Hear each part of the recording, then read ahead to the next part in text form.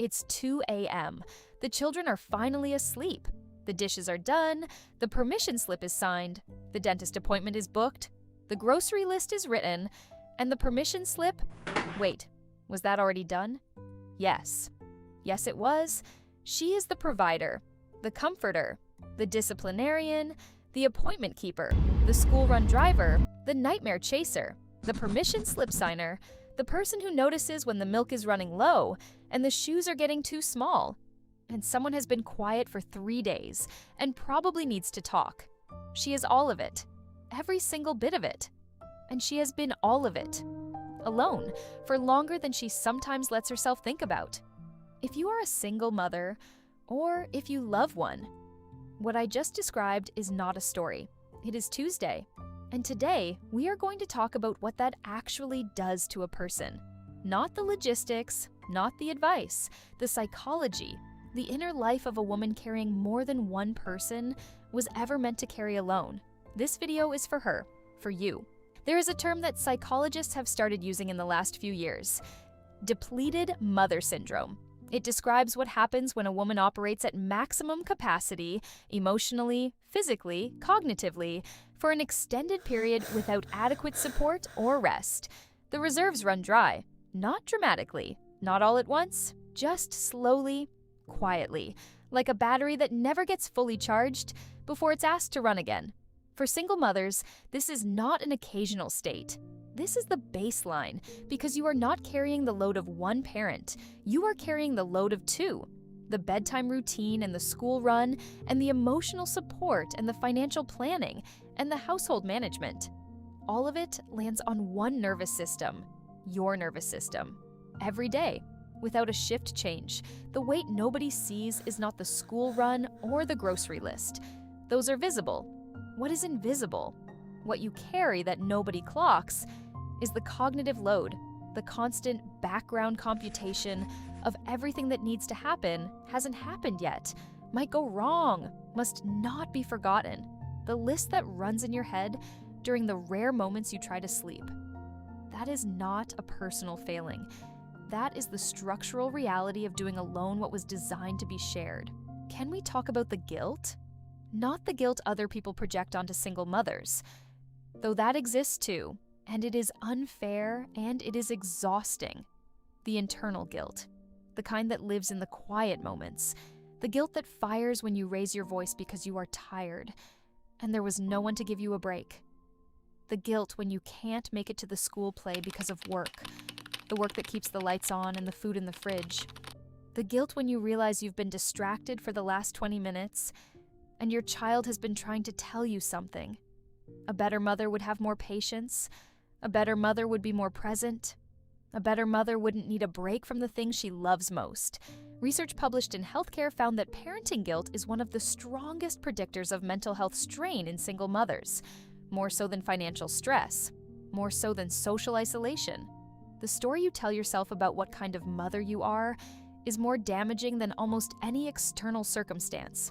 And the story is almost always wrong. The guilt is a measure of how much you care, not of how well you are doing. You care enormously. That is not in question. The question is whether you are extending to yourself even a fraction of the grace you extend to your children every single day. Here is something that single mothers describe that surprises people who haven't lived it. The loneliness is not about being alone. You are rarely alone. There are children, always children. Their noise and their needs and their constant, beautiful presence. The house is full. The loneliness is about being the only adult. It is the loneliness of making every decision by yourself, of having something happen, something funny, something frightening, something that needs to be processed, and having nobody to turn to in the same room, of going to bed having held everyone else together all day, and having nobody hold you. Research on single-parent well-being consistently finds that social isolation is not primarily about contact with the outside world. It is about the absence of an equal, an adult partner who shares the context of your daily life and can therefore share its weight. You can have friends, you can have family, you can have people who love you and check in and show up for the big moments and still feel At 11 p.m., when the children are asleep and the house is quiet, profoundly alone. Not because nobody cares, because nobody is here. So you carry that too, quietly, in the kitchen at 2 a.m., with the cold cup of tea. If this is landing, if you are nodding at your screen right now, this is what this channel does every week. The psychology of women explained with honesty and without judgment. Subscribe. You've earned it for staying this far. At some point, and this happens so gradually that most single mothers don't notice until it's already happened, the self outside of motherhood starts to shrink. The things that used to be yours, the interests that had nothing to do with your children, the ambitions that existed before you became someone's everything. The version of you that existed before the weight, that version gets quieter and quieter until some days you can barely remember what she wanted. Psychologists call this identity foreclosure, the narrowing of self-concept to a single role. When caregiving dominates every waking hour, personal identity gradually shrinks.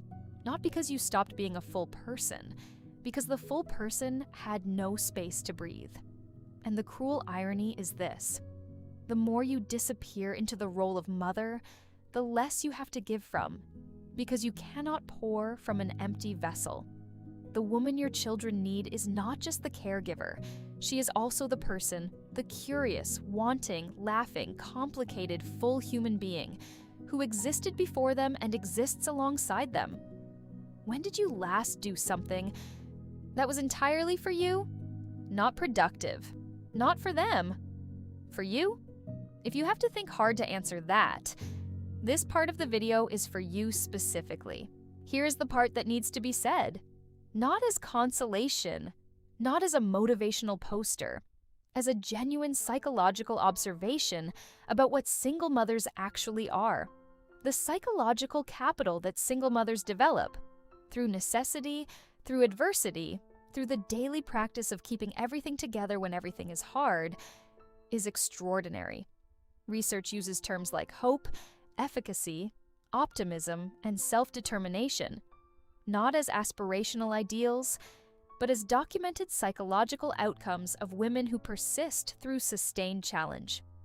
You have developed a tolerance for uncertainty that most people never build, a problem-solving instinct that fires automatically, because it has to, an emotional intelligence refined by years of being the person who has to read the room, regulate the atmosphere, and hold everyone else's feelings while managing your own. You have built, under pressure and without fanfare, a version of yourself that is remarkably capable. The world doesn't give single mothers a trophy for this. It should. But since it doesn't, I want to name it here clearly so you can hear it from somewhere. What you are doing is hard. Objectively, measurably, psychologically hard. Not because you aren't capable, because it is genuinely difficult. There is a difference. One is a reflection on you. The other is a reflection on the weight. The weight is real. You are not imagining it. You are not weak for feeling it. And you are not alone in carrying it. Even when, at 2 a.m. at the kitchen table, it feels exactly like that. Back to 2 a.m. She is still sitting there. The tea is still cold. The laptop is still open. The drawing is still on the wall.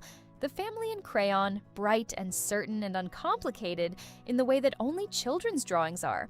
And now you know what is actually happening in that room.